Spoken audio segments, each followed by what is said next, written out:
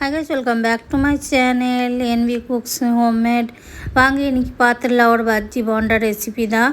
ரொம்ப நல்லாயிருக்கும், டேஸ்டியாக இருக்கும், செஞ்சு சாப்பிட்லாம், அவ்வளோ சூப்பராக இருக்கும்.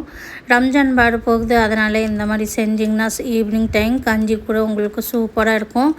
கஞ்சியோடு சேர்த்து சாப்பிட்டிங்கன்னா அவ்வளோ மொடு ருசியாக சூப்பராக இருக்கும். கண்டிப்பாக செய்யலாம், நீங்கள் ட்ரை பண்ணி பாருங்கள். இல்லைன்னா உங்களுக்கு ஈவினிங் டைமில் ஸ்நாக்ஸ் மாதிரி நீங்கள் சாப்பிட்டுக்கலாம். மழை டைமில் இல்லைன்னா டீ காஃபி கூட சாப்பிட்டிங்கன்னா சேர்த்து அவ்வளோ நல்லாயிருக்கும், டேஸ்டியாக இருக்கும். எவ்வளோ அழகாக இருக்குது பாருங்கள். நான் பிச்சு கூட காட்டுறேன், எவ்வளோ கிரன்ச்சி இருக்குது. உருளைக்கிழங்கு பஜ்ஜி ரொம்ப நல்லாயிருக்கும், ட்ரை பண்ணி பாருங்கள், அவ்வளோ டேஸ்டியாக இருக்கும். வீட்டில் இருக்கிற குழந்தை பெரியவங்க எல்லாருக்கும் பிடிக்கும், ரொம்ப நல்லாயிருக்கும். வாங்க செய்யலாம். எப்படி செய்கிற நீங்கள் பார்த்துக்கோங்க. மல்லித்தூள், மிளகாத்தூள், ஜீராத்தூள், மஞ்சள் தூள், உப்பு போட்டுட்டு இன்னொரு ரோஸ்டட் மசாலா போட்டிருக்க. ரோஸ்டட் மசாலா என்னென்னா கொஞ்சம் மல்லி, ஜீரா, அப்புறம் வர மிளகா சேர்த்து கொஞ்சம் ட்ரை ரோஸ்ட் பண்ணிவிட்டு அதை மிக்சியில் பொடிச்சு வச்சுருக்கோம். அதை நான் எப்போவுமே பஜ்ஜி போண்டலில் போட்டுவேன். அதனால ரொம்ப நல்லாயிருக்கும், சூப்பராக இருக்கும், ருசியாக இருக்கும்.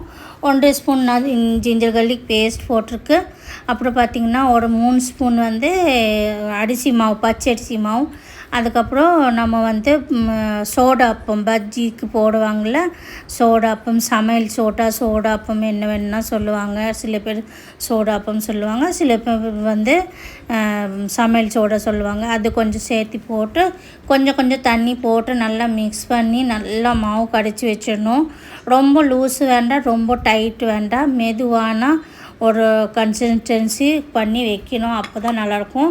அது ரெஸ்ட் ஆகட்டும். அதுக்குள்ளே நம்ம உருளைக்கிழங்கு தின்னாக கட் பண்ணி வச்சுருக்கோம். உங்களுக்கு ரொம்ப தின்னு வேண்டாம், ரொம்ப இது வேண்டாம், கெட்டி வேண்டாம். ரொம்ப கெட்டி பண்ணிங்கன்னா உங்களுக்கு டேஸ்ட்டு நல்லா இருக்காது, ரொம்ப தின் பண்ணிங்கன்னா உங்களுக்கு டேஸ்ட்டே தெரியாது. அந்த மாதிரி ஒரு மீடியமான தின்னு போட்டுக்கோங்க. நான் எப்படி போட்டிருக்கேன் அதே மாதிரி போட்டுக்கோங்க. அதுக்கப்புறம் அதில் வெறும் உப்பு மட்டும் ஒரு பிஞ்ச் போட்டுட்டு நல்லா மிக்ஸ் பண்ணிடணும். மிக்ஸ் பண்ணி அதை சைடில் வச்சுட்டு நம்ம கடாய் வச்சிடலாம். அதில் ஆயில் ஊற்றி காய வச்சிடலாம். காஞ்சிடுச்சுன்னா அதுக்கப்புறம் ஒவ்வொன்றா வஜ்ஜி போட்டிருக்கலாம். இப்போ பார்த்திங்கன்னா நல்லா ஆயில் சூடாகிடுச்சு. நான் ஒரு 2-3 ட்ராப்ஸ் பஜ்ஜி மாவு கடைச்சி வச்சுருக்கோம்ல, அதை போட்டு ஃபஸ்ட்டு பார்த்தேன்.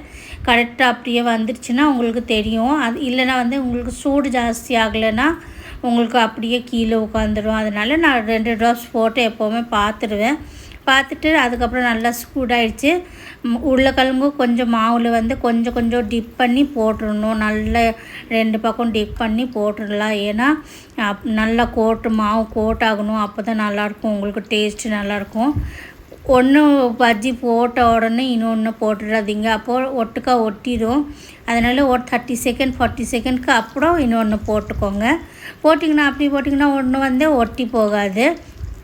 போட்டுட்டு நல்லா கொஞ்ச நேரம் ஒரு நிமிஷம் 2 நிமிஷம் நல்லா வேகிறதுக்கு விட்டுடுங்க. அதுக்கப்புறம் திருப்பி விட்டுடலாம். பச்சரிசி மாவு போட்டிங்கன்னா அவ்வளோ க்ரன்ச்சி வரும். வெறும் கடலை மாவு போட்டிங்கன்னா அவ்வளோ க்ரன்ச்சி இருக்காது.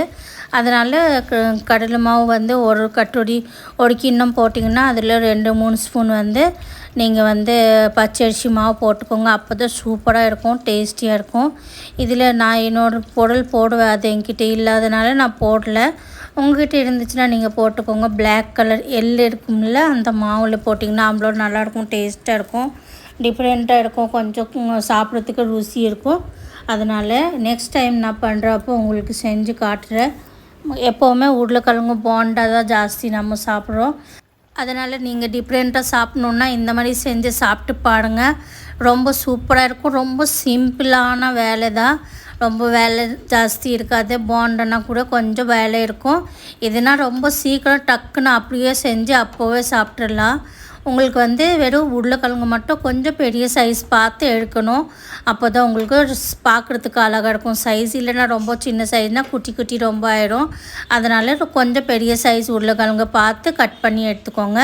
நல்லா தின்னாக கட் பண்ணி எடுத்துகிட்டு அதுக்கப்புறம் வெறும் உப்பு போட்டு வச்சுருங்க.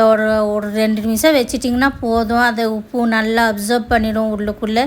உப்பு போடலைன்னா நீங்கள் பஜ்ஜி சாப்பிட்றப்போ உங்களுக்கு உள்ளே அப்படியே உப்பு இல்லாதனால ஒரு மாதிரி இருக்கும். அதனால் நீங்கள் உப்பு போட்டுக்கோங்க. உங்களுக்கு ஜாஸ்தி உப்பு தேவையில்லைன்னா நீங்கள் உள்ளே போடவே வேண்டாம். வெறும் மசாலாவில் மட்டும் நம்ம இருக்கிற மசாலாலாம் போட்டிருக்கோம்ல, அது போதும். இது வந்து ரொம்ப டேஸ்டியாக இருக்கும். அதே கூட ரொம்ப சீக்கிரம் ஆயிடும். ஈவினிங் டைமில் ரொம்ப பசிக்குது அப்படின்னா டக்குன்னு செஞ்சிடலாம். இல்லை மழை வருது ரொம்ப ருசியான சாப்பிடணும் அந்த மாதிரினா நீங்கள் செஞ்சு டக்குன்னு செஞ்சு சாப்பிட்றலாம். இல்லை வந்து நம்ம ரம்ஜான் வருது, ரொம்ப கஞ்சி கூட சாப்பிட்டா சூப்பராக இருக்கும். நீங்கள் கண்டிப்பாக ஒரு தடவை ட்ரை பண்ணி பாருங்கள். ட்ரை பண்ணி உங்களுக்கு பிடிச்சிருந்துச்சுன்னா நீங்கள் சொல்லுங்கள். இப்போ ரம்ஜான் டைம் வருதுனால நான் பஜ்ஜி நிறையா போட நீங்கள் பார்த்துக்கோங்க.